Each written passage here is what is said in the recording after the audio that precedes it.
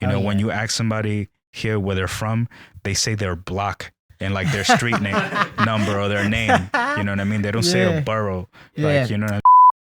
Yo, that's take that out. Take that out. That's my block, right? I'll be on the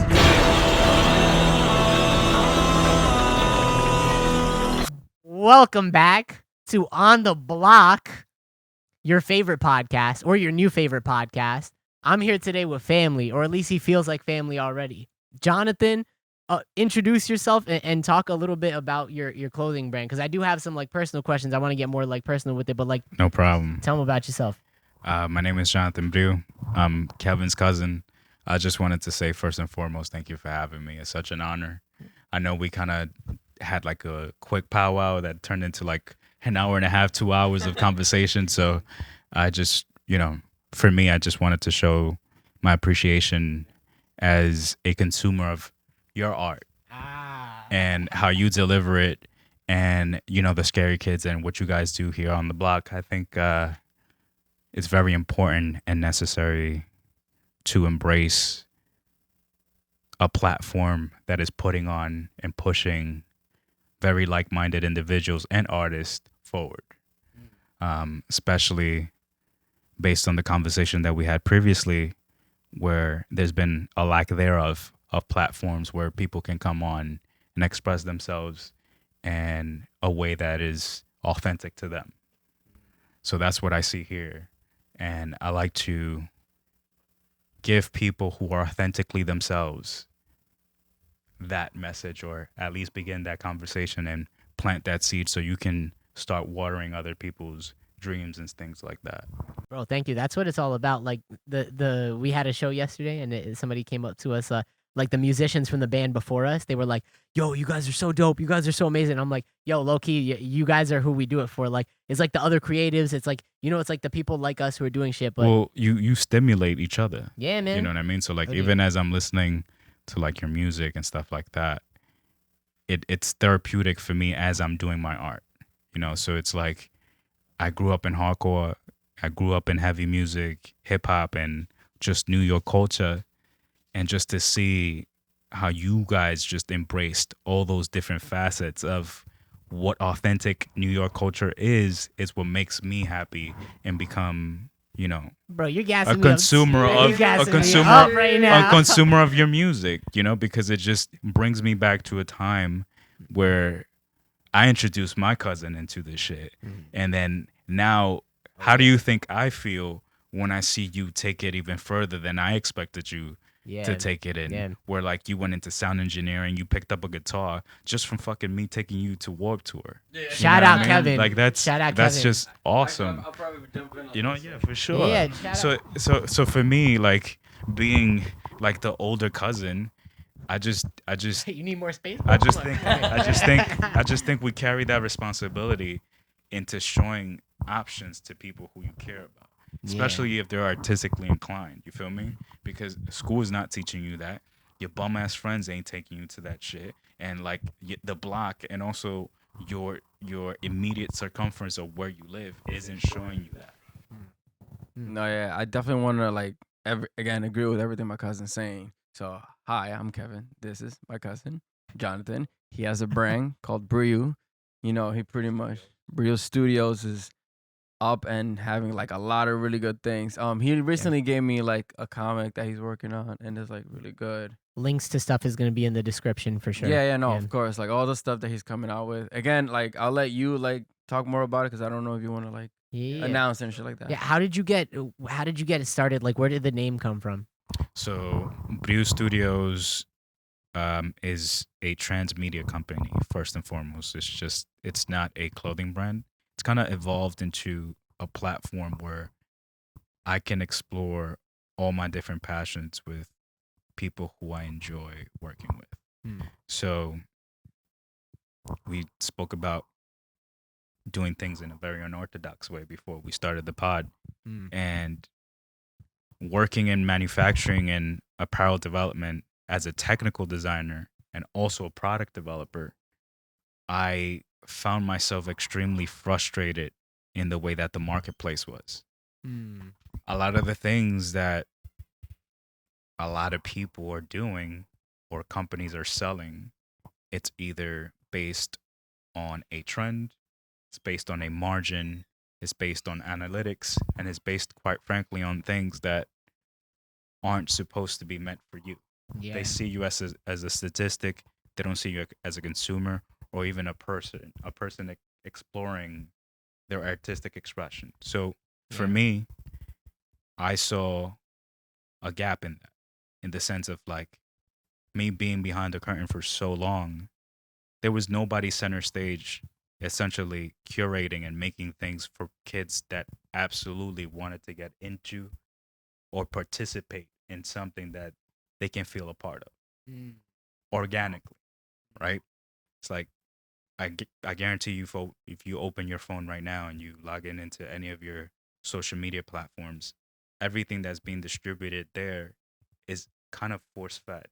It's all these different type of advertisements and people just trying to shove shit down your throat, stuff that you've never seen, stuff that doesn't seem as interesting, and things that, quite frankly, have no merit. Mm. So for me, doing things with purpose and intention is the first rule. If there's no purpose for me to design a jacket, or if there's no purpose for me to deliver any sort of category in where it doesn't further my brand message and what we're trying to do that season, then it doesn't get done. Mm. Regardless, it to me, and stop me if I'm wrong, but regardless of the medium or the medium that you work in, that like one of the main goals or like missions or part of your mission statement is to bring that sense of community and culture back into it. It's like it's not just like it's not a about profit thing. It's about like curating that part of it, right? That aspect of it. The essence has been lost. And Mm. that's what I'm kind of like referring to or alluding to, that the spirit and the essence of the root of the thing has been lost in translation because things, quite frankly, have been in a way skewed, right? There's so many things meshing together where it doesn't end up being anything at some point. It's kind of like now you can log in anywhere and see a Rolodex of so many different options. And if you can select that avatar, then this is the style in which I'm dressing. These are all the clothes and the brands that are doing that specific trend or style. And if you can fit into that and curate your lifestyle or at least your presentation, then that's where you go to, right? Mm.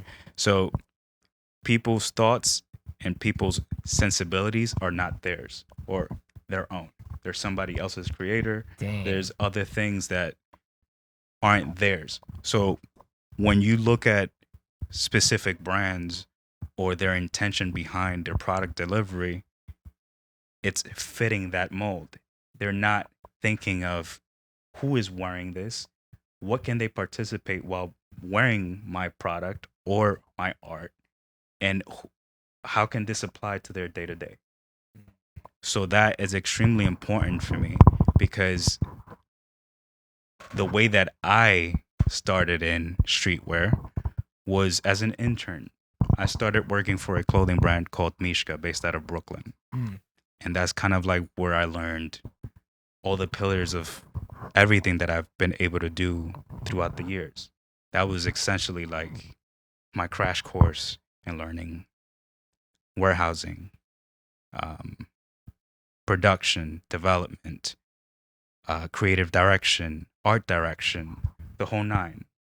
And it was because of the people involved in the brand. Mm. They were such a small team, and it felt more of a family than a workplace. Mm. And I was the youngest one out of the entire team. So I took that opportunity to become a sponge and absolve all their experiences, all their knowledge. And mind you, they were doing things since the 80s. And this is Mm. like the early to mid 2000s, right? Mm. So, me being 17, 18 years old, you have to understand that their experiences and their knowledge was like 25, 30 years now. So, I'm amassing all these different things from so many different people that by the time I graduate college, I know process A through Z. You're getting tips from the pros already. You're getting the roadmap. Parts of the roadmap are where to start the journey at least, right? authentically, Mm-hmm. or at least showing you examples of what not to do, Mm-hmm. right? So then you can take that information and then apply it to what you want to do, Fire. right? So Yeah. a lot of the times it's more important to know what you don't want to do, right? So then you can go down the path that you want to take it to. And I think that's what happened with me. I found purpose in what I was doing because it was necessary. It had intention. It had an end goal. It wasn't because I just worked in streetwear or I participated in working with a clothing brand. So then now I need to start my own. No. It starts with the story, it starts with the message, and then that leads to community that then starts the journey to making a brand. Fuck yeah. You And know? how long has the journey been so far? Well, we started the brand in 2014. Fast forward to now, so around 8-9 years. Dang. Yeah. Damn, that's a long time. Yeah. And we talked about a little bit about it before we even started recording, but like, what has the brand been like, or what has managing the brand been like when you were away from New York, when you were living on the West Coast? So at the end of 2018, we got picked up by a showroom in California. So that prompted me to leave New York for the past 4.5 years. And it was definitely kind of like a fish out of water experience where Culture shock on the West Coast or not? In a way, yeah, but not in a negative or positive way. It was just different. You know, it was a different type of air. It was a different type of language. Another experience in your tool belt, like. Yeah, in a way. So, I'm not saying anything about California or LA being a bad place. There's definitely a lot of good people who I've met there. It's just a different experience. There's different ways of doing things that we don't technically do here. In what way? Can you get specific in any way, like in social way, like?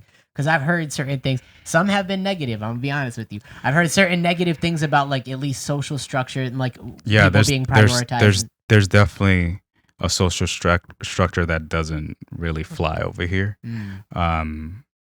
There's an intention of people furthering their agendas only for them and not the team or the bigger picture of the bigger whole. And that's okay if that's what you want to drive further. But that just doesn't jive with me because that's not the type of person who I am. Yeah. California was an extremely beautiful place to experience. There's a lot of different things happening there and brewing. So what's happening in LA specifically is a creator economy that I've never experienced anywhere else besides New York. But on a business level, on a corporate level. So there's a lot of things happening there because if you think about it, it's the entertainment city, right? That's where all the studios are. That's where all the musicians are. It's the award city. That's where all of these different types of entertainment businesses clash together. Damn. Yeah, we were talking about including video games and all of this stuff. Yo, for me, video games is like one of the highest forms of art, and I feel like we've talked about this with like almost everybody in the room, but it's like one of the highest forms of art.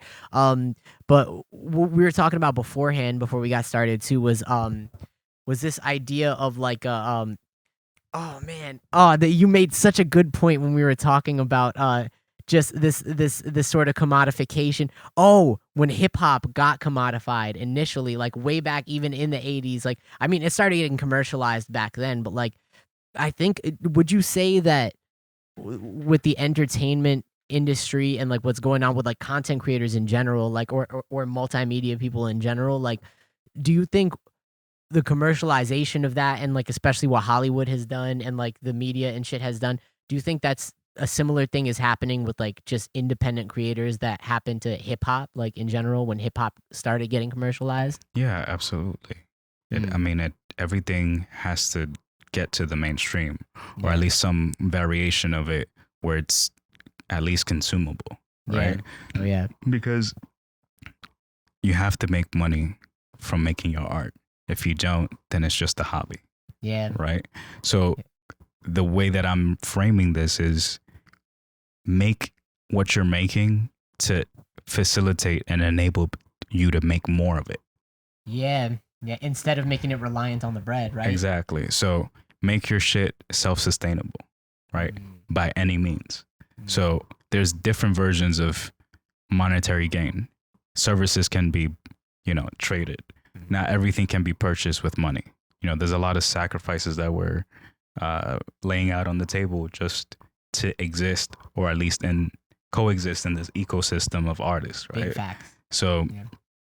I think what we were referring to in the previous conversation that I wish we would have had the mics on during that time was that the ripple effect of what hip hop has influenced has not just been through music. The fact that we just celebrated 50 years of it, and in a way kind of being the youngest genre in music, right? Like, correct me if I'm wrong. OD, one of them. For the influence that it's had only in 50 years. Yeah. It's kind of interesting to look at it that way. Look how young we still are, and look how much we've changed with just 50 years, right? Yeah. Testament to Black culture too, I think. Yeah. But it's a whole separate like tangent we can take on that if we want to.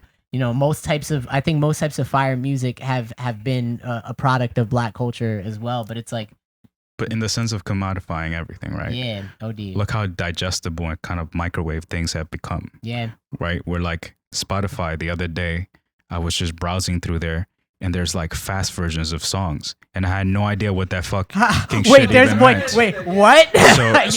So listen to me. That prompted me to, as a side note, like outside of these questions that you're asking me, because it's really fucking insane. I found out that the fast versions of these songs are basically for these social media moments. So these are the fragmented portions of songs that get used on videos, on reels, on TikToks, and all this shit. So it's just how fragmented. It's like less than a minute. So they're using this because they can monetize the way that people are consuming these type of songs in those platforms. That's their way of monetizing that shit. So it's just crazy to me that like it's gotten to that point where things have become so fragmented that you can no longer emotionally connect with a song because it needs to fit a specific mold or a specific format in the media that's how people are consuming it. Yeah, that shit gave me indigestion. I'm not gonna lie. that was hard. So my question to you is, right, as a fellow artist, how do you then traverse through the way that you get your music out to people? Do you need to fit your format to fit the way that people want to consume your music? Or do you go through, kind of like the grassroots era of shit that we grew up with, hip hop, hardcore, whatever? What do we do? Right? I feel like, if you're asking, I'm generally asking. Like, I feel like part of it is to do what you're doing right now, right? Like, is that idea of like we got to stop thinking of ourselves. And oh man, I feel so guilty because I be giving everybody who wants me to do social media shit. I'm like, I don't want to do that social media shit. I don't want to do this. But it's like, but bro, like you kind of have to do everything. You have to do a little bit of everything. You have to show people like your side on everything. You know what I mean, bro? Like you gotta, and it's not even just the social media. You gotta like do the grassroots side of things where you're like getting content to pair along with the music. You're getting like video if you can get video, or you're doing a comic book, or you're doing a community event. We need to talk about this community event thing that me and Zach had the idea for us. That's all Zach's idea. I'm not going to take any credit for that shit. Dope. But you know what I mean? Like it's doing all that extra stuff, and like we got to stop thinking of ourselves as like singular media entities, and like we all got to kind of become multimedia in a sense. I think what happened with me is that I started embracing my nerd, bro. It's like, and that's how I keep my child alive, right? Yeah. So like, I've grown up here in the city. I've always been in different circles of creative shit, You know what I mean? Whether it be sneaker culture, whether it be comic books, going to conventions and just traversing through so many different circles, because that's what New York exposes you to. It exposes you to so many different characters, so many different walks of life that you get enamored by just alternatives. And it entices you, specifically if you're a creative individual, to explore more. Yeah, I agree with that. So that's what happened to me. I feel like alternative is being like the new norm now. So Yeah. like having all of these different types of like, whether it be like music, art, fashion, style, pretty much all of that comes into an effect where like each of those pieces makes you like that one person, and a lot of people are looking for that type of person who's just like not pretty much being like a generic copycat of anyone else, but just like an individual piece of all these different types of art, all these different types of like styles and like history. Which is like again, when I went to that event with Dion, it was the Who's Got Talent. I saw like, and it's like, you know, the branch was really big because like, you know, not only that you had people that were like, you know, in love with the anime, you had people there that could sing, that could play instruments. You had people that could burlesque dancing and shit. yeah, How stripped did- down with like a Spirited Away mask. That Like- honestly, it was such a diverse. Even just from Shout seeing out, his story on.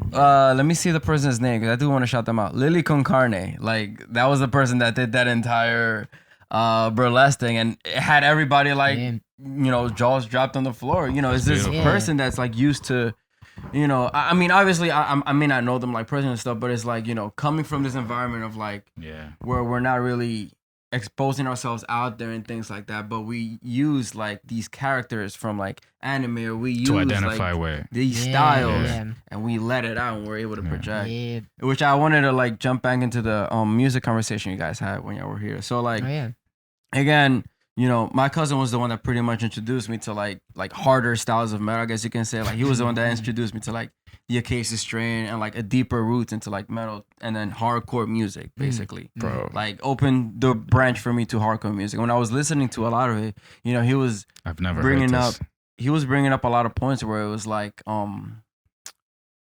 basically all the venues that had like this legacy, all these like spots that pretty much Oh yeah. you'll Used to be like, oh host. my god, you know, like that specific artist or that specific band There's played still there. shows that we talk about today. Yeah, that like happened a in lot there. of them got shut down, and then majority of it had to do with like it could be like management change or it got closed down during COVID or things of that sort. But like, how do you feel music is like live events in general? Like how it was back when you were going versus how it is now, like in the present time. Yeah, we talked a little bit about this, but yeah, what's the difference for you? For me, what I found in hardcore was an extended brotherhood of people who shared the same struggles or had the same issues that they were trying to find solutions to. So like when I went to shows, I got to meet other fucked up kids like me that were into the same fucked up and weird shit that other people weren't into.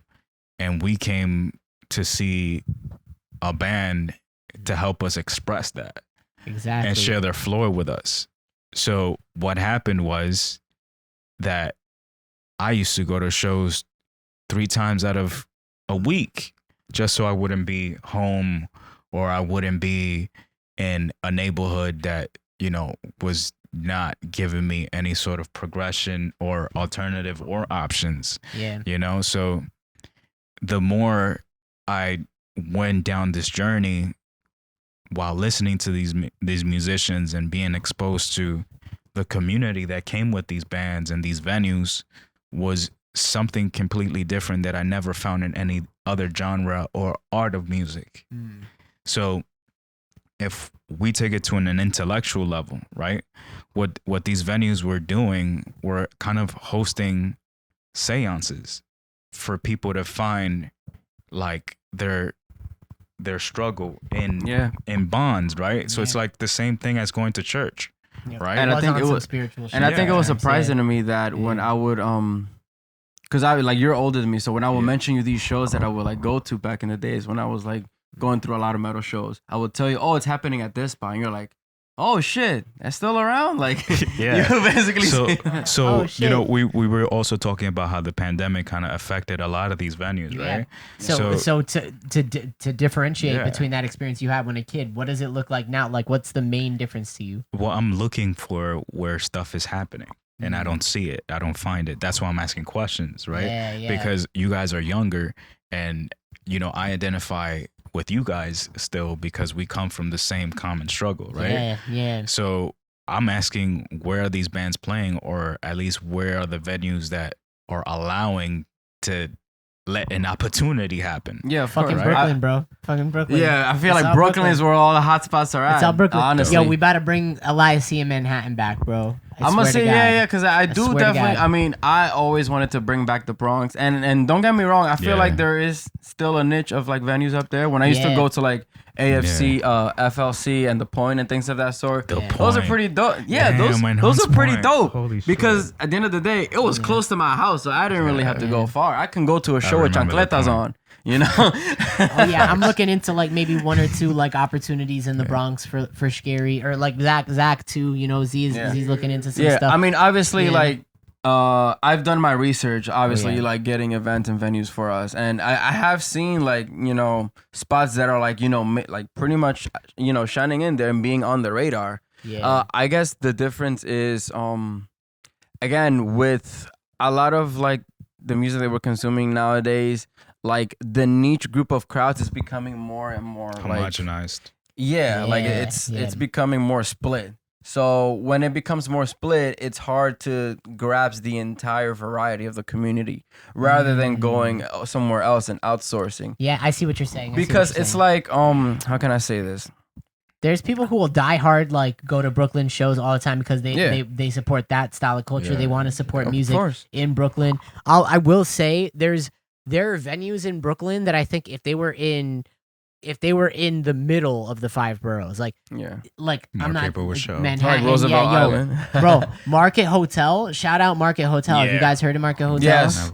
Market Hotel's ginormous. So- Ginormosaurus. So you know it's really good, and then the aesthetic of the venue is what like I appreciate the it's most. insane. It's like Yeah, a 400 venue, a so- 400 person cap, like, and what you were gonna say, the window? I was gonna Yeah, I was say, gonna behind say. the I was stage? gonna say. Yeah, So tell 'em, basically, tell 'em, what tell 'em. Market Hotel has, and I really like this venue for this, is like they man. have the subway in the background of the windows. It looks like a fucking Street Fighter venue. That's like sick. it Like a literally Street looks Fighter every so time cool. the Like, every time the elevated train comes by, like, And then the you can artist is see there it behind the- performing. yeah, the artist is on stage performing, or the band's on And the stage train performing, is in and the the train back. dead ass Like- passes this big ass window behind you on That's stage. yeah, bro. Like it's Crazy. like it's like some Crazy. legit That's- Street that- Fighter venue. That's only bro. some Street shit Fighter that stage happens here in New select. York. bro.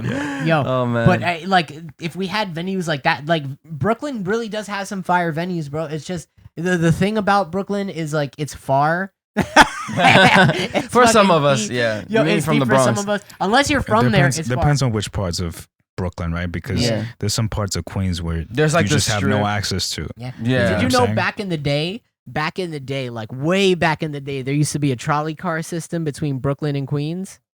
Yeah, bro. There was like an above, like that wasn't buses or trains that you could get. So from like San Brooklyn. Francisco, like fucking, you know, It like, wasn't that extensive, but it was like at So- least a way for us to get like for the Brooklyn and Queens heads so to get together, Charlie from Mr. Rogers, basically.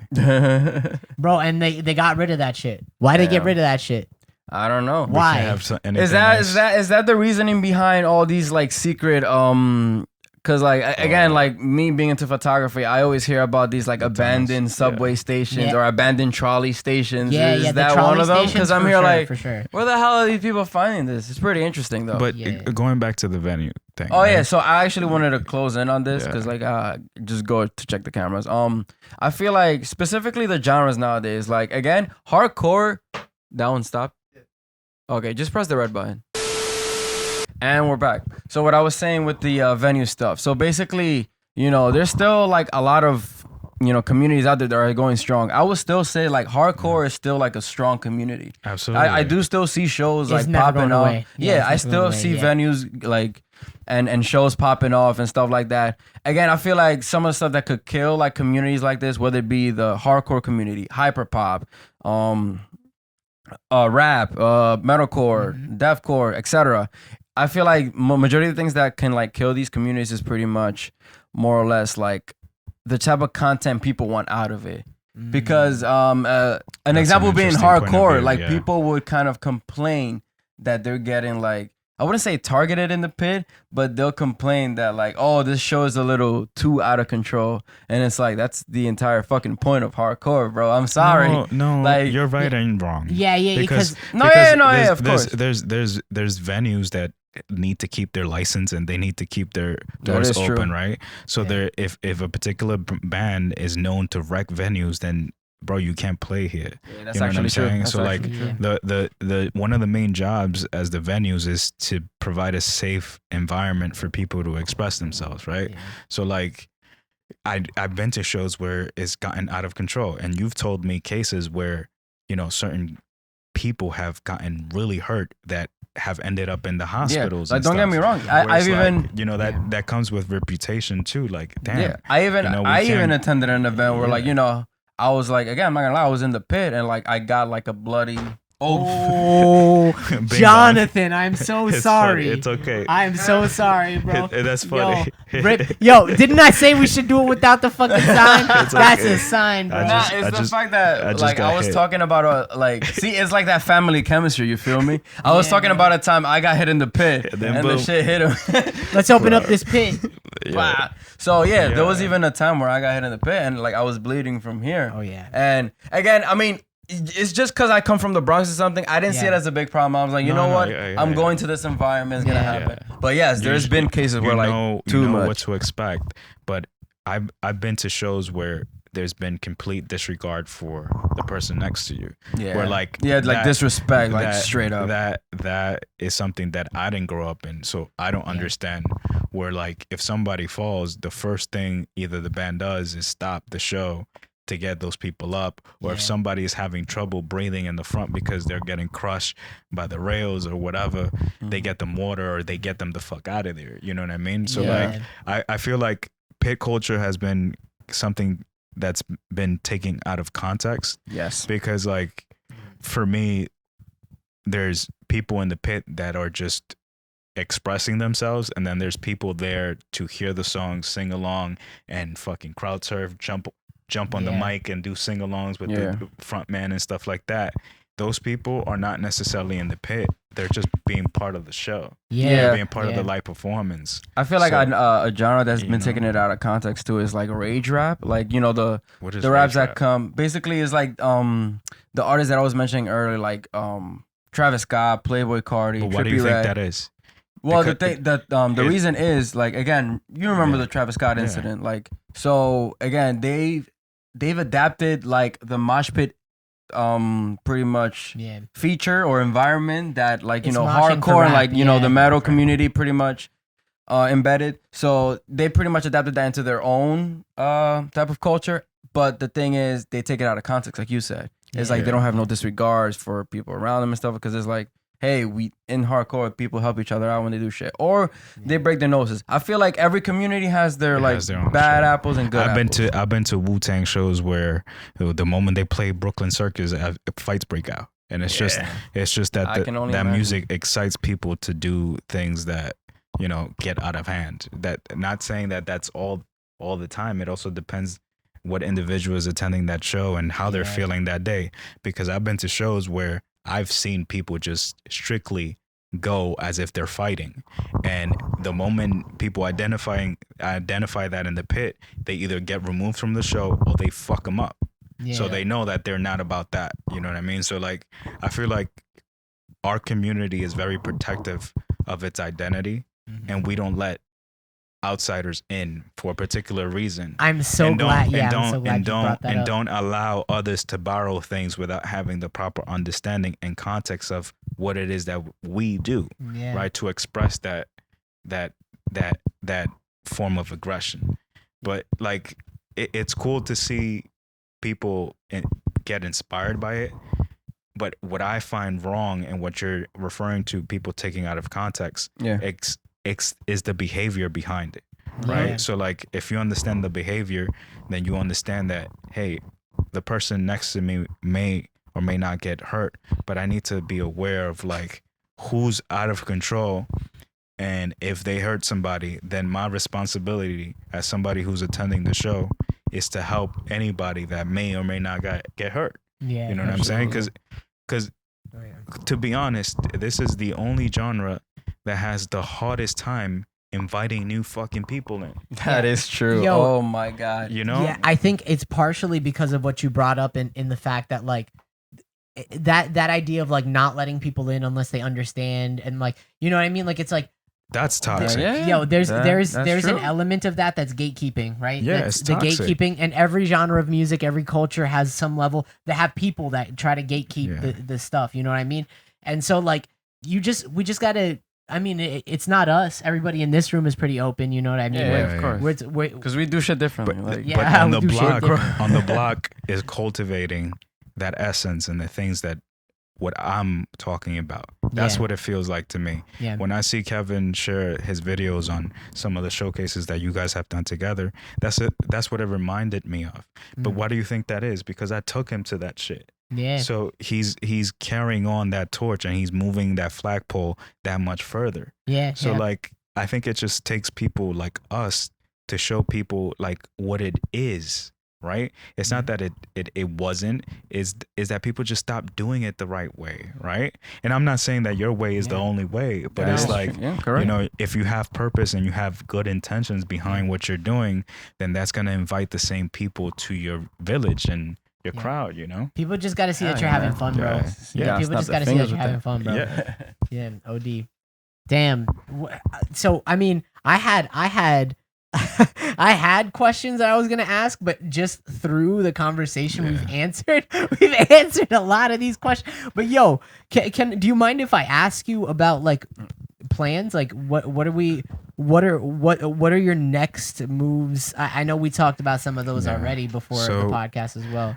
Before I made the journey back to New York from LA last month, I had the foresight to start looking for a workspace, predominantly in the Bronx. It's very important that I plant my flag in the Bronx to be close to my family Fuck yeah. and my friends, and it's just it's where my heartbeat is. It's where I breathe the best air, and I know that, you know, that comes with connotations and, you know, misconceptions of what the Bronx is and Yeah. Oh no, I got what- questions about what- food stuff from the Bronx after you answer your move what questions. things but yeah. happen.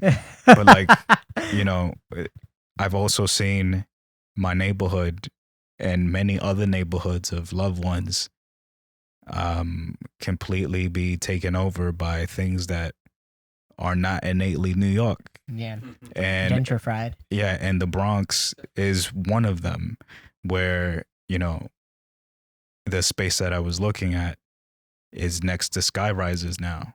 God. And damn. you know, the whole identity and the whole community face of how the neighborhood used to be is no longer that.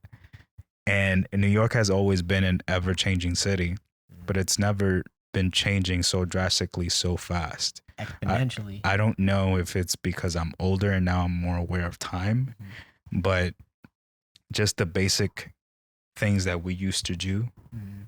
just living in the neighborhood, Yeah. are no longer accessible. Nah, bro, shit is kicking up. The pace So, is yeah. accelerating for sure. So for me, getting a space in the Bronx and locking that in was extremely important to me, because I need to make my neighborhood and do the things that we used to do in those neighborhoods be a thing again, Mm, at least for me. I don't care about others. mm. You know what I'm saying?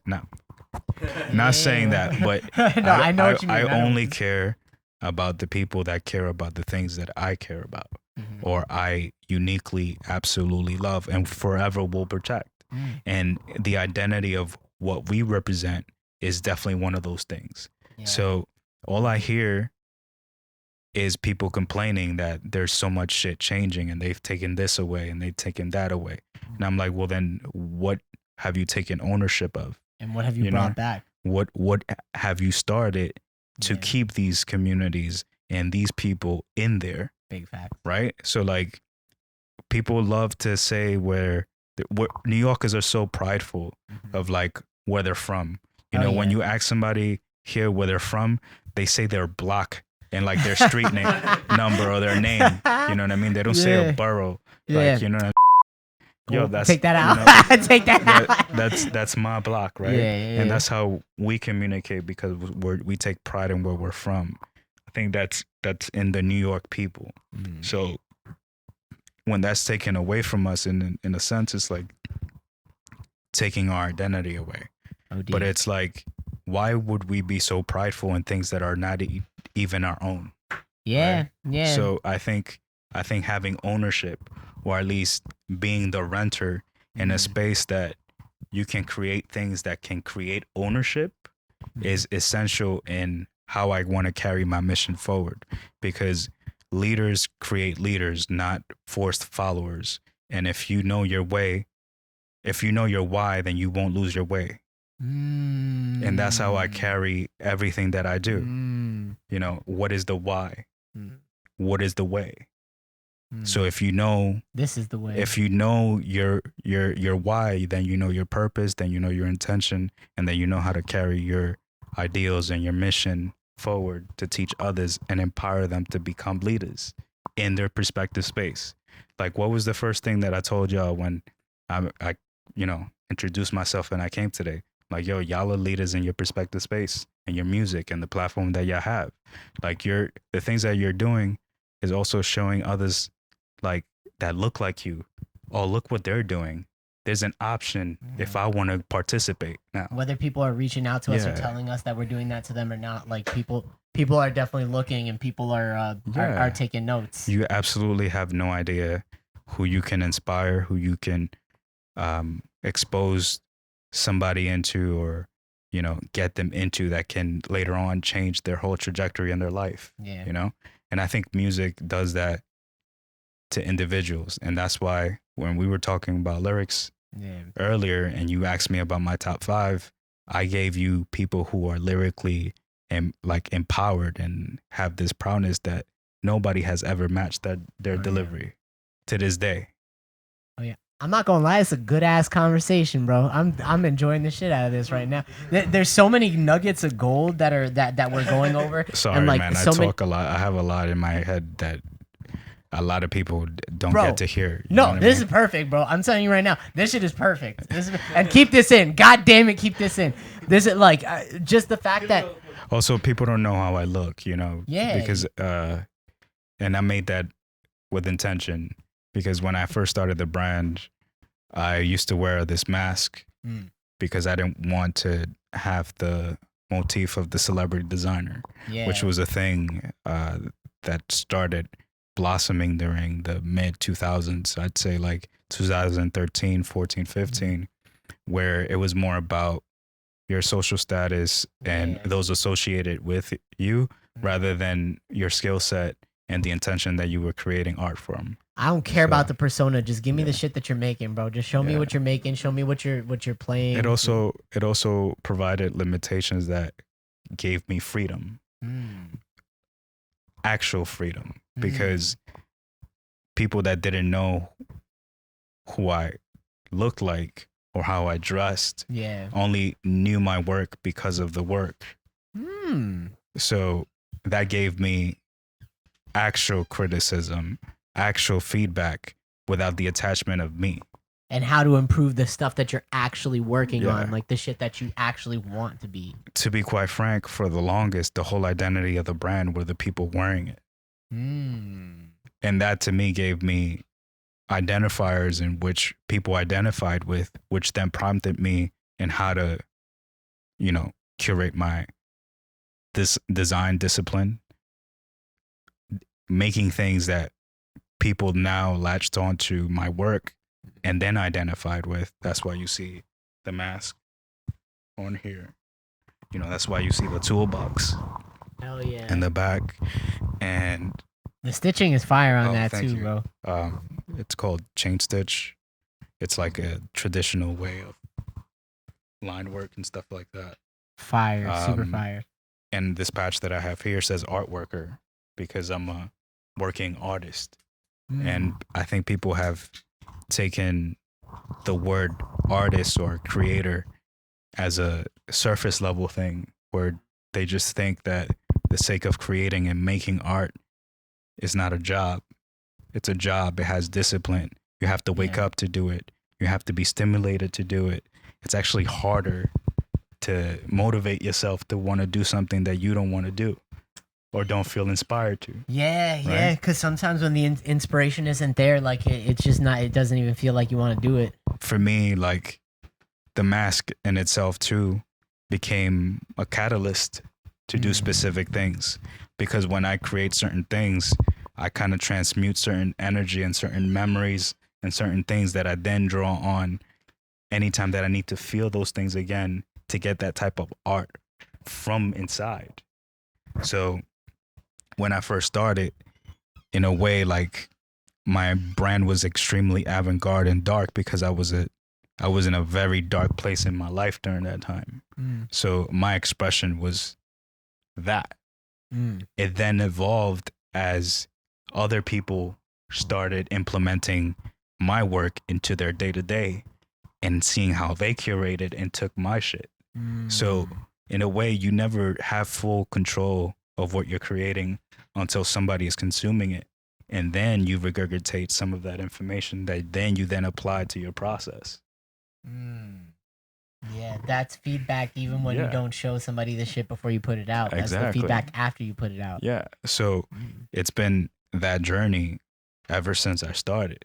It's just an amalgamation of so much information that has now led me to create a very unique visual language that I feel comfortable in exploring now fully, which is why I called this not a clothing brand, but more of a transmedia company where I get to explore so many different passions that I've been doing since I was a kid.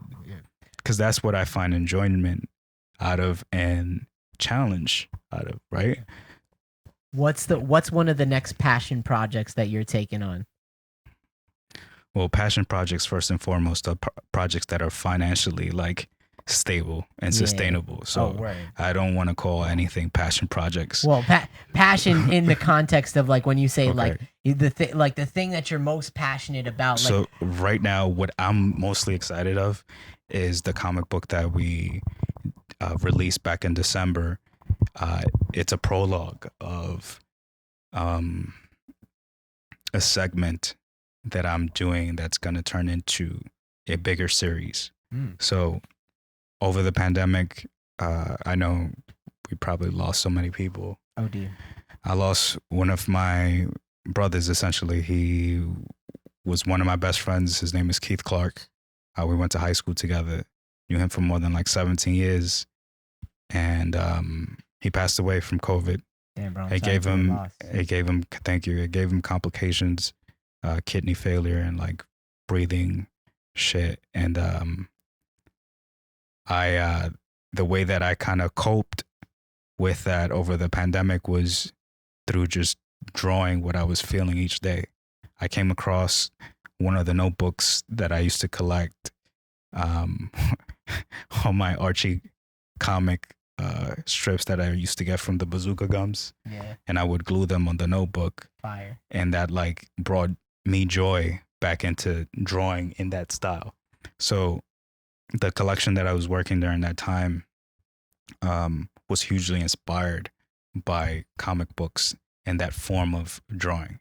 So I started implementing all my characters as if they partook in that universe. You know, how fun would it be if my mask character was essentially part of the Archie comics and, you know, the whole kind of like 60s and 50s way of art where it was very colorful.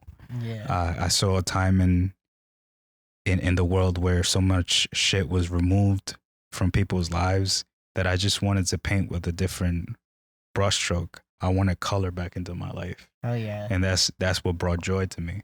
Yeah. So then it just kind of led me to, in a way, since I was locked up in the same four walls, to curate and create my entire space, not through just clothing, but my environment.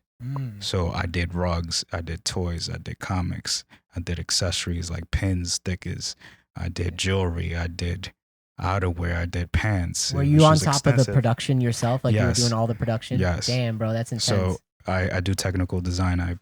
I do Adobe Illustrator, Photoshop. I also draw.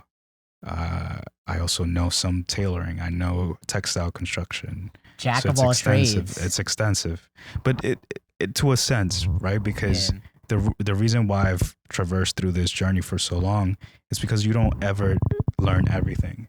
There's always a challenge. There's always a learning curve. There's always a problem to solve. So I went to school for architecture. Oh Right? wow. Oh wow. So yeah. So in a way, I've applied different disciplines into apparel. I'm just different. I'm just using a different canvas. I'm using different objects. Yeah, But yeah. it's the same formula in a way. I knew there was something architectural about your plans and the way you move. I knew there was something more structured about that. But this provides structure in my life. So being in such a contrived environment during the pandemic prompted me to then create within my own limitations, because all I wanted to see was color and life again. You know, so I just didn't know where it was going. And then through the process, I found my way and my why. Going back to what I was saying, that was the purpose and the intention that then blossomed from a hard time, where it was like, I need to visually identify and create things that are going to be long-term, things that are going to be repurposed, and things that are going to create my entire world that people can then relate to on an emotional level. It's so much more than just clothing or a toy.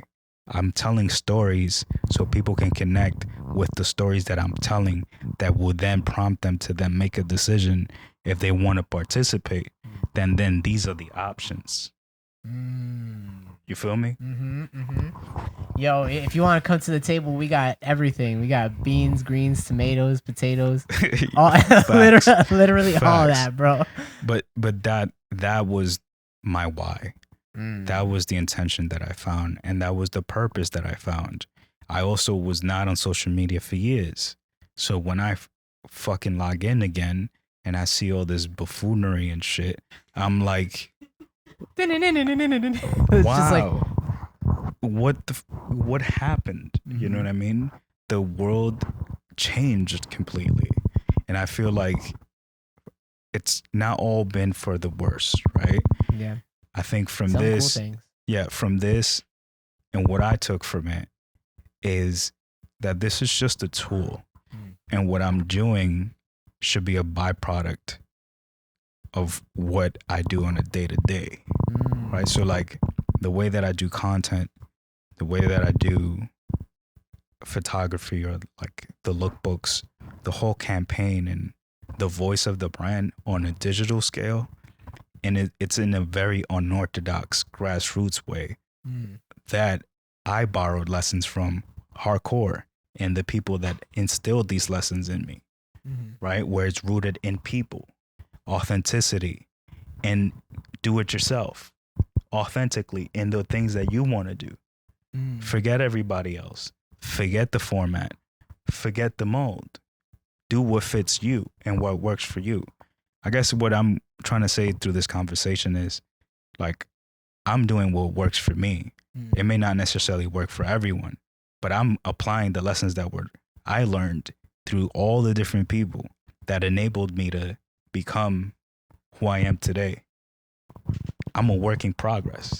I'm only going to get better if I fucking allow myself to get better. And that's why I needed to come back to New York. And that's why I plant my flag in the Bronx, because all the best shit came out of New York. And I'm sorry if I'm saying that and sounding biased, but shit. quite frankly, yes, the influence and the ripple effect has always been the source, has always been this. right? And like we were talking about music before, where I'm like, yo, why is the bar so low? It's not just with music, it's with everything. And quite frankly, I'm tired of the bar being so low. Where what we are doing here on the table is actually making experiences and people sharing that through an emotional connection. We're just telling our story, and we need to start getting paid for that shit. Exactly. In my opinion, that's where the bar should be. Like at the very least, you should be making people feel something or bringing something back to the community, right? I mean, that's my opinion, my sole opinion.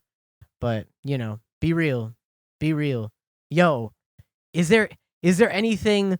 I know we're coming up on an hour, but is there anything that you want? Really, an hour? Bro, yo, it flew by, right? It fucking flew by. I was astounded for a second. I'm like, yo, didn't we just start fucking talking? How long are your episodes usually? Yo, they range. They're about They it. range based on the scope of the conversation. Yeah, No like doubt. this is it's a shame. It's a shame because there's things that we could go on for like 2-3 hours on if we needed to, Yeah, right? man. And we can always have part 2 with Jonathan. This on has the, on the been block. this has been really fun. Yeah. I just came humbly to honor like what you already are doing, you guys, as a platform, as musicians and stuff like that, and just to say how happy that makes me, and it stimulates me to do my shit even harder, right? Bro, You know what I'm saying? Because like thank you. that is so necessary, because what I experienced through working in so many different facets of just culture in general is that people drive their shit forward. And it's by embracing those who are around them and cultivating that in a kind of like village mentality, right? Where like if you are solely about Queens, they only do Queens shit. Where now Queens can be promoted and presented to the world on a worldwide stage, not just regional. And what's happening to New York, you know what I'm saying? Yeah. So, yeah. but you have to set that bar, and you have to move that needle forward, however way possible. And it also goes back to who's around you, helping you enable that. Yeah. Keep good You know company. what I mean? Yeah. So like you are those, you are who you are surrounded by in a way, right? So like if you constantly have negative things happening around you, then start looking at who's bringing that energy around you that you then now become a habit of, right? So that's why I was doing the things that I was doing in that room for 4 years. I needed to see the change that I wanted. I needed to physically materialize that shit. For me, I'm very analog. I still take pen and paper and I draw. So does that guy in the back of the room over there. Yeah. I carry a notebook wherever I go. Yeah. Like if a thought comes to mind, I don't have to write down a sentence. A word could be enough. That when I then flip the page, it prompts all these ideas that I was thinking about. Fuck yeah. And then it's like the action of doing the thing is what enables you to get it out. At least that's what works for me.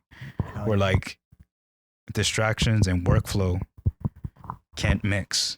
So having the notebook disables me from being on the phone, Yeah. disables me from being distracted or disruptive if I'm in a creative trance in a Yeah. way. And you're know what I mean? also physically engaged, so Yeah. you're gonna be more engaged than Yeah. if you're on your phone or whatever. And that's very important because you need to, at least for me, kind of centralize and have like your feet on the ground to feel what you feel that moment and get it out.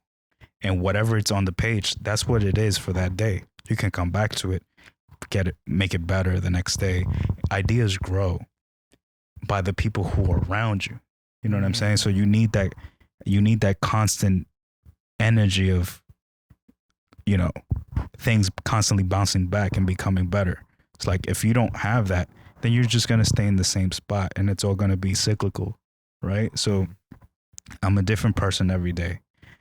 Everyone around me is also individuals who are authentically or are trying to become their true self. or a way helping others by being around them, enabling them to do that in itself, right? So that's all I'm seeing here, which is why I'm talking today with you guys, because I think you need to hear this shit, right? It's important for kids to hear this stuff. I'm a kid myself. I'm fucking 32, but bro, we're all still kids. you know?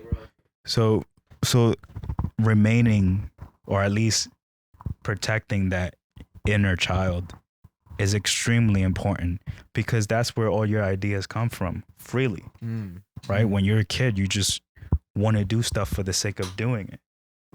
So that in itself became part of the process of me creating art, right?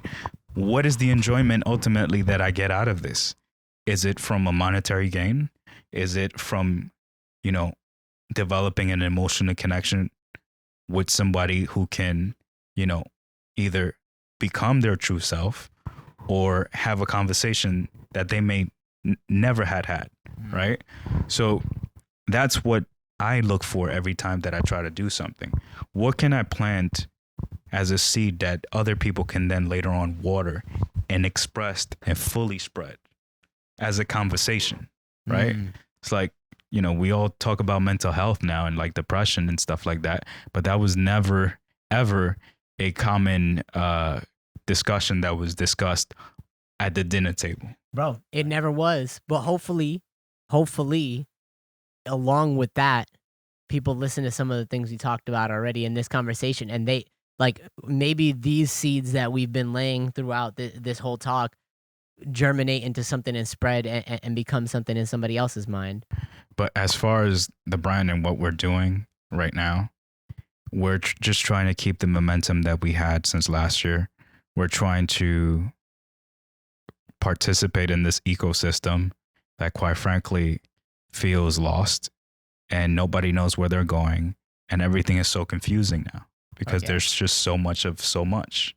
So it's hard to be authentically yourself in a sea of people who are not. And quite frankly, a lot of spaces in both, music, and there's so much that is crowded right now. And it's crowded by things that, quite frankly, have no merit, have no intention, and no purpose. And it's just like another option, right? And I think one of the main jobs this year that I'm focused on, it's creating physical and real life experiences through brand activations and partnerships, like with stores and doing pop-up shops. Oh yeah. So we can spread and plant those seeds and bring things to an emotional level where people can feel like they're a part of something and they can grow with that artist's journey and their vision. It's like, all I want is to invite people in and give them the option that if they were to be interested in the things that I'm passionate for, and my friends are too, that this could be an entry level for you. And you won't get made fun of. This could be a safe space where you can completely embrace and express yourself by participating. It's like, I'm not asking you to purchase anything. I'm just asking for you to lend your ear, or at least stay open to the point where you don't feel like you need to be plugged into what's being fed to you, and do that in a way where not only is acceptable, but digestible in a very unorthodox way that feels very human. It's like, all I'm trying to do is connect with people through whatever it is that I'm expressing. So with the comic book that we did, or at least the segment to introduce these characters, it's a conversation piece about social media. And to my advantage, I would say, a lot of people are using artificial intelligence to create art now. And that seems to be like a driving conversation, whether it should be acceptable or not. Yeah, there's a talk. Yeah, what is what is our place as human beings expressing ourselves in that space now. And I was doing this a year ago where I needed to immortalize my friend Keith that passed away. So he's a character in the comic book. So it starts off as me getting a text message from him talking about this filter that people are using on social media that's causing them, excuse me, to transform in how they look outside looking in. Inside looking out, I'm sorry. So it just so happens to be that everybody has a different transformation and they look all deranged and just bad, right? And through the segment in the comic book, the character named Spray Kid, he's my masked character. He's going through his neighborhood and he's seeing how people are affected that way.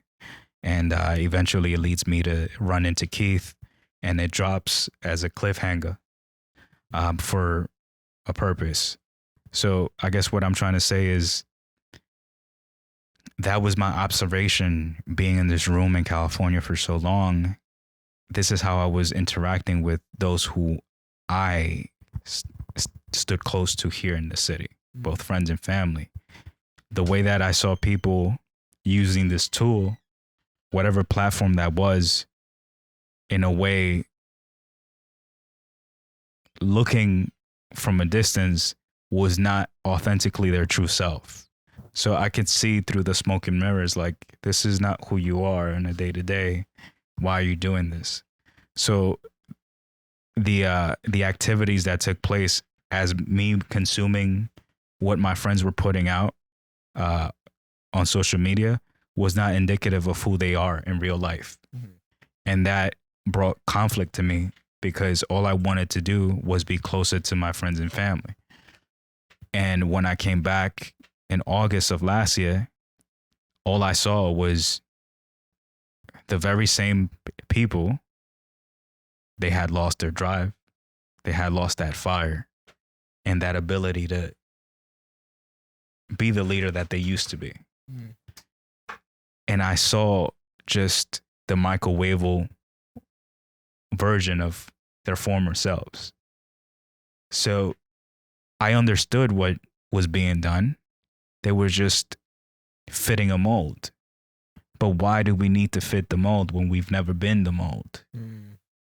So subconsciously, I'm telling this story through the comic book in a very digestible way where people can connect with the characters. And if they're having these inner dialogues about conflicts with artificial intelligence and art and social media, then this is how I drive that conversation to the dinner table, where it becomes commonplace.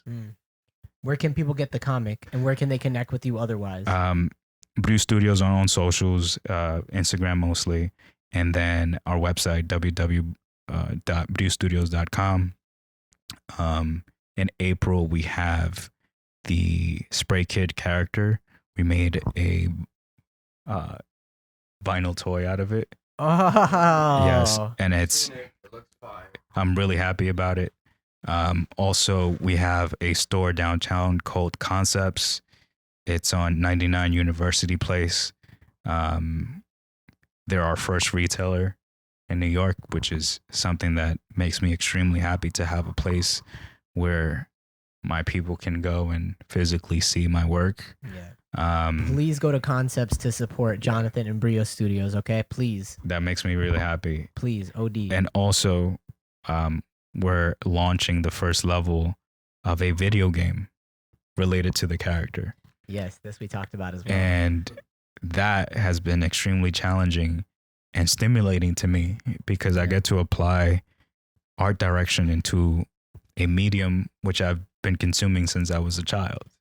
One of the highest forms of art. Incredible. In my opinion. Yeah, incredible. Highest forms of art. And that is video games, and that's where I'll like jump in. Here I want to talk some video games.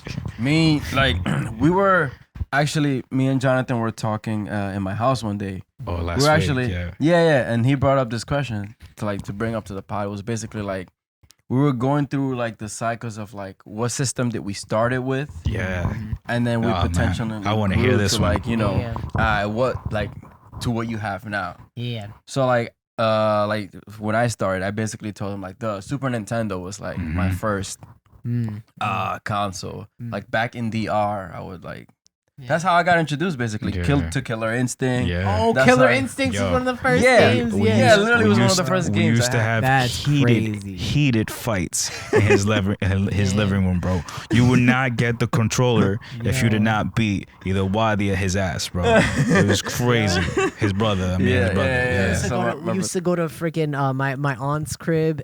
R.I.P. Aunt Pauline. But she used to have a New Year's Eve thing all the time. Like fucking marks on my from fucking. From the playing the what? I remember one time I was beating everybody's ass with Killer Rage-inducing Instincts. breaking my God. controllers, Wait, bro. what are you talking about? On Super Nintendo, Killer Instincts on the Super Nintendo. hell Oh yeah. my God! One New Year's Eve, I was smoking everybody, and then I went outside and we were playing with sparklers, and a sparkler fell in the cuff of my Oh, pants, no. and my pants like lit on fire. No, yeah, me and my brother. No, mind True you, me and my story. brother, like me and my like big brother, obviously, Yeah. like like me and JT, we will like literally play that game, and then like it gets serious to the point where like obviously Yeah, I won't beat him, yeah. and then I'll kind of just like use other characters to beat him. I'll always do this with my big brother. Like every character that he picked, I would pick the exact opposite. All right. We've did Yeah. that with like football. Like he Yeah. picked the Falcons, I'd pick the Eagles. Super Nintendo was the first one you owned. System you owned. The first one I played. What's the one- first system you owned? So the first system I owned, I love I this question. believe, was a Game Boy Color. Game Boy Color. What's the first system you owned, Jonathan? The We're going rapid NES. fire. NES. Yeah. Zach, what's the first system you owned? Like me personally, or Yeah. just in general? What did you personally. own? Yeah, Personally, like I bought my Yeah. own money. Like it's yours, the Switch. Yeah. the Switch. First one. Fire. What did you have back in the day? Back in the day, it was like the like the N64 was the one. And Nintendo Alright, 64, so, right? So that's what we're looking for. What was your starting point? N64. So N64. for me What- was the NES the starting Yeah. point. Ooh, yo, Jason, you and Emily, what did you guys start on? What was the first game system in your crib? yeah. Probably the PS1. PlayStation, PlayStation 1, let's 1? go! That was the first one in my crib, Damn. bro. That was the PS1. first one in my crib. Damn, yeah, I had the PS1 Yeah. first. I mean, yo, Emily told me about this the other day too, because like it was definitely PS1. The PS1 was one of them. PlayStation 2 was a hit. Nah. I PS2. PS2. It's Yo, I feel like undisputed. everyone had either It's everyone had PlayStation 2 was everyone a hit. had a Undisputed. PS2 or everyone knew someone that had a Yeah. PS2. Undisputed. Yeah, yo, I ended up on Xbox. I'm now on Xbox Series X because Yeah. yo, come on, bro, Game Pass. I'm not- I've I'm not never gonna been lie, converted to You've Xbox. never been converted? No. Yo, Game Pass is losing I'm like- Microsoft money. You know that? Really? Yeah. Did you tell me this, Yeah, Zach? it's too fire. Yeah. Yeah, no. What is it, Game like Pass. 12 bucks or something? Mo- Yo, Well, it's $16 a month, and you get like over 100 free games to Yeah, download, it comes play, with a lot whatever. of games. Like all the old Xbox 360 games, some classic Xbox games. See, Yeah, I and- would never. I still don't. He's asked They the one get day ones too. Like a lot of big studios do. Like they'll You do know the why? drop of the game through Xbox Game Pass and you get it Yeah. for free. Wow. Mm-hmm. Yeah, yeah. But yeah. do they still have money coming in from? Like they You still have to no, buy yeah, like they most get of, like, the royalties. games. Like Okay. like a good example would be Fallout. Like a new Yeah. Fallout game comes out, but that's was it Bethesda that makes Fallout or am I Bethesda, bugging? yeah, Bethesda, like, but yo, so Better like a new Doom game, right? Okay. And like Bethesda will get the royalties, but then Bethesda would be like on this part, like they'll be on a partnership Okay. with Microsoft. It'll be like, yo, You you're have- releasing our shit through Game Pass, yeah, and we'll give you this amount of money. Mind you, Okay. Microsoft is like So big. they keep the royalties. They And keep the have, royalties. They have ownership of the IP for X amount, and they can't have it on another console. Yeah, and but mind also you, there's a ton of Microsoft- titles that you still have Yeah, to buy. Microsoft ton of bought titles you like still have to buy. how many like brands did Everybody. Microsoft bought? Everybody. Activision, Blizzard. It's crazy. Yeah. Here are the games Bethesda. you always have to buy though, like outside of Game Pass, they're never gonna give it to you. Like anything like Capcom shit, like Yeah, I've yeah. I've barely seen any Capcom shit in Game Pass. Really? You're always having to pay for like if it's Resident Evil remake, Resident is Evil true. 4 remake, you're gonna have to pay for that full The price. Final Fantasies and stuff. Yeah. Because the you're gonna thing have to pay is, for they're that. strong with their titles. Yeah. Like Capcom's like, nah, we're not putting it on your shitty ass fucking I was subscription astounded. based thing. I was astounded to see what's it called, Kingdom Kingdom Hearts, there was like most of the Kingdom yeah, the Hearts games were collection. on Game Pass. I was shocked and astounded. What I never liked about Xbox was how brolic that controller was. Oh, And yeah. I think you my ever fir- played the my- class? You ever my- played my the first my first exposure to Xbox was at his house. Oh yeah, we and had because Halo. we had Halo. Oh, Halo's fire, And We bro. had the first Halo and the first Xbox. Like, you know when you buy the Xbox, It it Oh, comes with yeah. like Halo Oh, and shit. yeah. So I don't know if just my anatomy just is not. Nah, bro, you are correct. You're That correct. controller Bro, is big. That's a criticism I have now of the Xbox. My brain doesn't comprehend the form factor, and Did you it ever- never has. And I think it comes back to like, Yeah. what did you start off with? Yeah. Yeah, Right, consoles so, are like- ugly too. Like Xbox consoles are fucking ugly, bro. Yo, did Those things did you are ever ugly. buy an Xbox One? Like Yeah. the first Xbox? Yeah. Did you get, because there's been like 2 or 3 versions of the controller that came out with it. There was the when you first buy it, like the first launch edition was like Yeah. that fat controller. Yo, It was like a big X and then the buttons were here. Yeah, that shit looked like the Stay Puffed man from the Marshmallow Man from Ghostbusters, bro. Bro, that shit was What's your huge. favorite controller of all time? Man, yo, so if I'm being honest, even though I'm making fun of it, OD, it's the Xbox just because I'm used to it. But Okay. if I'm Which talking Xbox strictly one? form factor, the new one, the newest one. The old one, Yes, sucked- I yo, agree. The no way. Xbox Series X. Yeah. Yeah, I the am newest not one gonna is it's way lie. more It's nice. sleek. That It's is less bulky It's the and smoothest shit. controller I've But ever that touched. just means they took more time to refine their shit, right? So Yeah, they that's probably what I'm took saying. feedback from gamers and Yeah. stuff like that. For me, PlayStation controllers have always been the GOAT for me. Yeah, right? yeah, Like- always. You're gonna say the same thing? PS2 Yeah, has been carried over to PS3 and PS4. It's the same form Yeah, the factor. same Yeah, form. yeah. They've just added more features to it. I think for me, the best controller has to be tied between the Super Nintendo, Yeah. the PS2, PS3, and PS4 because it's the same fucking Yeah. shit, yeah, yeah. and the Nintendo Switch Pro controller. That's controversial. Controversial. That I haven't seen it yet. I've seen pictures, but I haven't seen it in person. It's good. It feels like the evolution of all the shit that you liked from different shit. I'm about to get Emily the Pro controller for her Yeah, Switch. make sure you get her the actual Nintendo Pro controller because I bought the third party. I guess that's why I don't like Oh, the Switch Pro controller. I bought the third party shit. I You have- bought it I from have- Junction? I have the I didn't buy it from Splatoon 2 GameStop. one. I bought it from Stop Game. Like, Oh, I got the Splatoon 2 joint. But man, that one's fire. I it just felt right. You know what I mean? It played well with Smash. It played well with adventure games. It played well with like RPGs. Nah, chill. Not he's off in much. the corner. I'm Yeah, more. he's competitive Smash player. I'm more of like the RPG guy and like Street Fighter guy. Yeah, because after we get off of here, he's like, if we talk about Smash too I'll much, he's play him gonna in set Smash. it up on I'll other play shit him in right now. Smash after this. Smash is a game that I casually played because they played. Yeah. But it's literally the hardest competitive game to play. Oh, It- Surprisingly, because some people don't claim it as a fighting game. Yeah. To me is a non-fighting game, right? It's a non-fighting game. I can agree with that. That makes sense. It's like because the so- fighting game that's not a fighting game, but you could take it as a fighting game if you want to. Yeah. So there's so many different types of characters. It's like if what's the name of that shit? Mugen or Mugen? Mugen. It's like Oh it's my like- gosh! Shout out Mugen, yo. it's like That's if- like if back in the PC days. it's like Mugen Yeah. if it was official. You know Yeah. what I mean? Damn. Because there's so many different characters, so many different mechanics to each character Yo, that don't fit with the buttons and the shit that you can do with Damn. each. yeah, yo. To right? give context for Jan, because I don't think. Have you ever heard of Mugen? Yo, I've heard the name and I see visuals of it, but I never got into. Imagine Mr. Gaming Watch fighting Sasuke or like Naruto. Yeah. It's that. Yeah, look, I'm gonna show you footage. Oh. So, bro, it's these people that What? took this specific It's the best fighting game. Yeah, ever. it's like they took the specific neat fighting game engine of Oh. like this game that came out like back in the day of like Karate Man or some shit like that. Yeah. It was like they took this engine and they put everybody customized in the it. shit out of it. They added Goku Super Saiyan 5. It's gotten Oh, really. let me show you like, one right now. Good.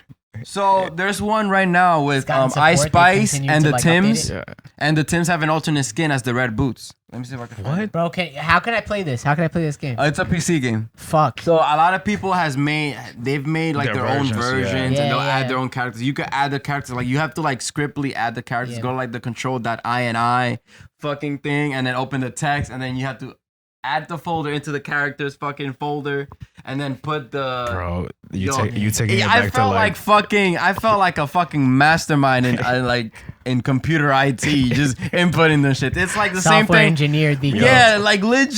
It's like when you had a MySpace and you like put in like your layouts and you have to customize it using ATH. HTML. Yeah, bro. Like, Coding.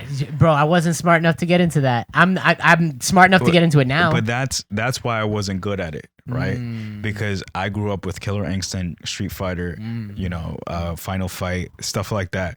Where different. if it's a 6-button or a 3-button fighter, Yeah. there's generic, you know, play styles and move sets that you can do within that mechanic, right?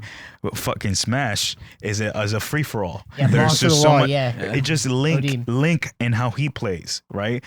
And compare him to like a Pikachu or like a, you know, what other dumbass characters that Mr. Gaming Watch. I was so nice. I was so nice with Mr. Gaming Watch because he was just so random and nobody can prepare for what he had to dish out. Yeah. So it didn't matter how good you was if you had just a broken Bro, character. They were just broken. that's you know? Smash right now with fucking the Minecraft character Steve.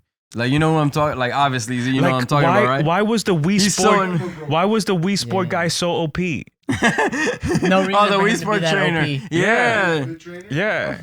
Yeah, yo. Steve is over. Oh, by the way, this is the game. So this is what they're doing with Mugen now. Like, this Let me has see. been Mugen now, bro. No, bro. Is that Ice Spice? Yeah. You're lying, dude. And then these are like the Tims, but their alternative skin is the red boots. No way. The mischief shits. Look. Oh my god, a Metro card? And then the train comes. Yo, can you put this in the segment? Yeah, I'll put it in Yeah, the like, bro. Nah, that's insane. But this just shows how wild this can get. But you gotta show him the good stuff, bro, because that's just like. I'm remembering Yeah. now. Yeah, I've seen other Like rappers, Mario versus old school Goku. rappers. I haven't seen Mario versus Goku, but I've seen like other New York heads. I've seen the Tims. I've seen the one with the Tims Yeah, already. Now that's I'm all remembering. Mugen, bro. It's like That's crazy. if a fighting game was a fanfic. Yeah, bro. I want to play that so bad. I want to play other people's versions of that shit they made. I want to see Bro, all the it's so different ones. ridiculous. I remember I used to play like, you remember the cartoons back in the day? I'd play as Popeye versus like Captain Caveman, mixed with like Vegeta, Ronald McDonald, Damn. Yeah. and Ken remember from this Street shit. Fighter. Like that would be my team. I remember. I'm trying to do fucking I'm trying to fight John Wick versus Jim Carrey from The Mask. Bro, See if that's and a it's thing. possible. Like legit, I wouldn't be Oh my surprised God. if it's That'd be possible, bro. fire. Like that's how big Mugen is. Bro, yo, it's rare that we get both of us on towards the end of the podcast. You want to end it together, bro?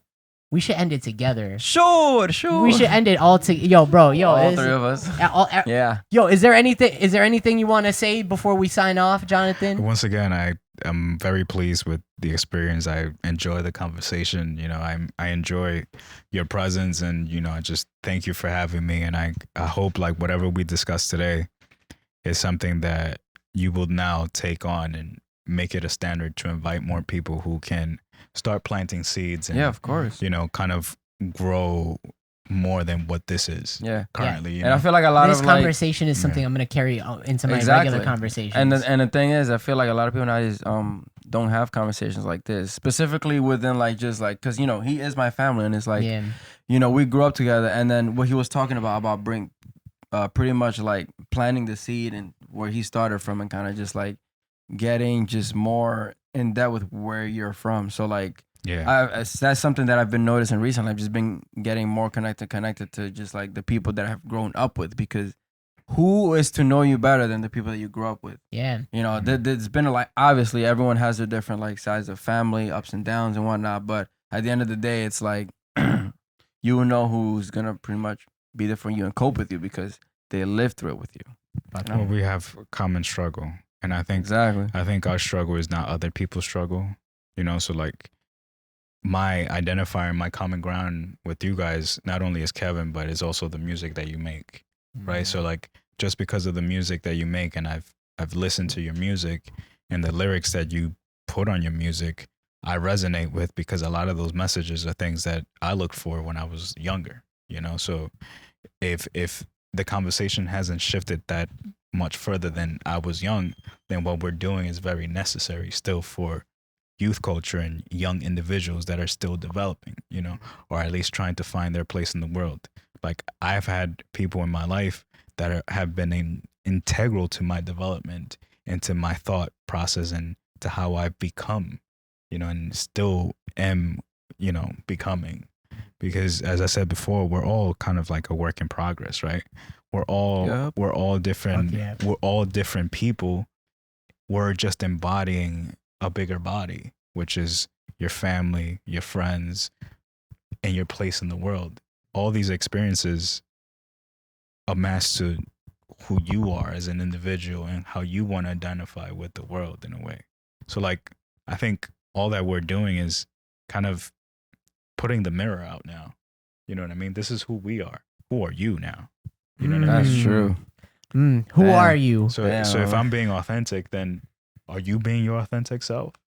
Or are you representing what you should be representing in a way? So like, I just want to ask because I want to be informed so I can stay away from shit that's not authentic. You know what I mean? Because it's becoming harder and harder to understand people's place in this shit, in the creative space, you know? It's like, you guys have a band, bro. Like, that is the hardest shit to do, bro. You know, there's different egos, there's different moods all the time, there's different creative energies. So the fact that you're able to do this as a band, like, yo, just, I applaud y'all. You know what I mean? And I can't wait to see what more you do as a collective, you know, and as also as a platform. So I'm leaving here inspired. You know what I mean? Bro, well, if you I can't wait appreciate to that. see what's gonna happen, stay tuned. Yeah, we got, I'm you know, a excited. lot of stuff Stay tuned. coming up, you know. Yeah. Your comic, your game, BriuStudios.com, and then we have the show and Scary Kids. Scary Kids is performing with This Surrender March 18th. And we're not gonna That's get one. shut down. And we're not getting Hopefully shut down not. this time, guys. I This is promise. fire. We're not getting shut down this time. If you're if you're scared of being too scary, I don't know what to say to you. But anyways, yo, don't be afraid of your true self. Always look out for those around you and make it about the culture. And think of us as a mirror, cause who are you? Yeah. Nah, what does I got what me. does what you say John about Cena. us say about you? Who are you? Yeah. Who are you? That's true. We'll sign off with that. That's a mixtape. Peace out, guys. Take care of yourselves. Thank you for having me. No problem.